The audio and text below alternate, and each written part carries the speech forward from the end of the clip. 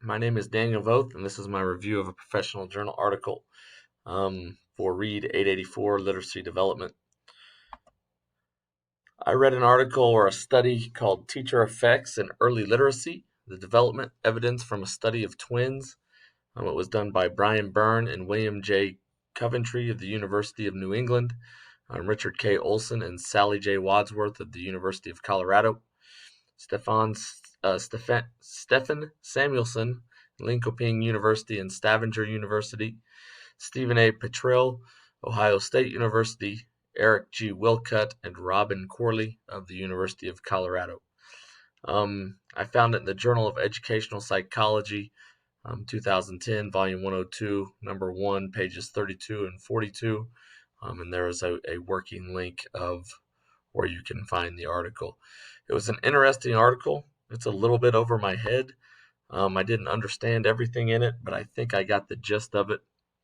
The article summary: the study was conducted to examine the assumption of teacher characteristics, styles, and effectiveness as the major source of differences in children's academic achievements.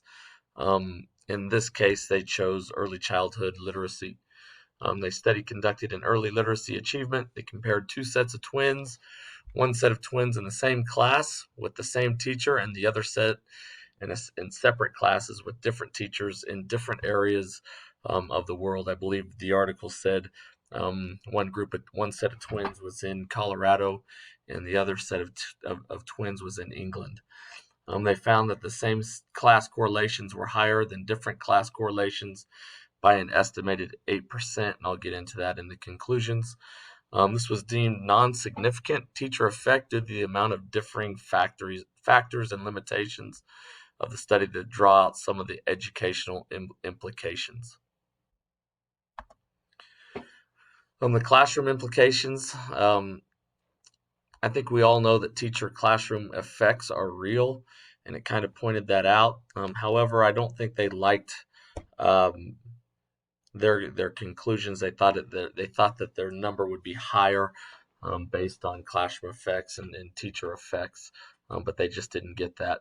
Earlier studies showed classrooms that implement individualized instructional programs via intentionally prepared teachers reported stronger reading growth. That's pretty consistent with everything that we have learned in class and in other classes as well. The best reading growth was done by regular teachers and teacher assistants with training in phonemic awareness and letter knowledge reported higher growth than teachers who followed just the normal curriculum, which is good that we see those things as that's what we're working on in class.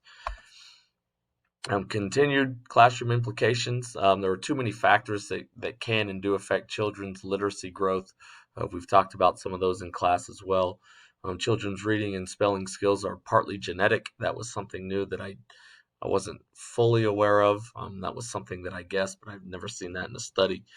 Number of children in a classroom in poverty is a factor. Number of children in a classroom with non-English language status is a factor. And those are things that educators probably and should know about. And there are other factors as well, but those were the three main that they hit within the study or talked about in the study. The effective teachers that they studied were found to be superior in classroom management. I've talked about that before in the discussion boards. Scaffolding of instruction to match student ability, starting to make sense, all that professional development that we've gone through.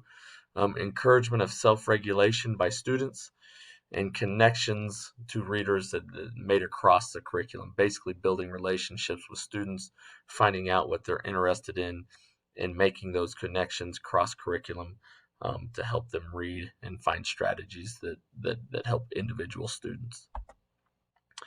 In conclusion, the data in the twin study was not consistent with the strong claims of effects seen in the mainstream press.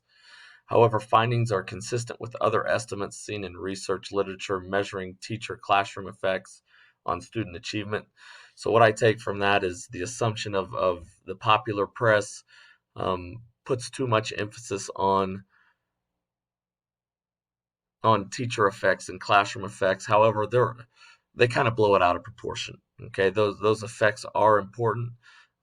They're just not as big as what the media makes them out to be. But they are finding positives with the variances of differences to make those conclusions that classroom effect and teacher effect has a positive effect on student achievement. The researchers saw an 8% of variance and differences of the order of 1/3 of a standard deviation, generally regarded as small by the numbers. However, they decided that any increase in literacy for an individual child is welcome. Classroom effects were not as high as what the researchers had hoped for, but still concluded that better instruction and better prepared teachers leads to higher levels of literacy. And that's what I found, and thank you for listening.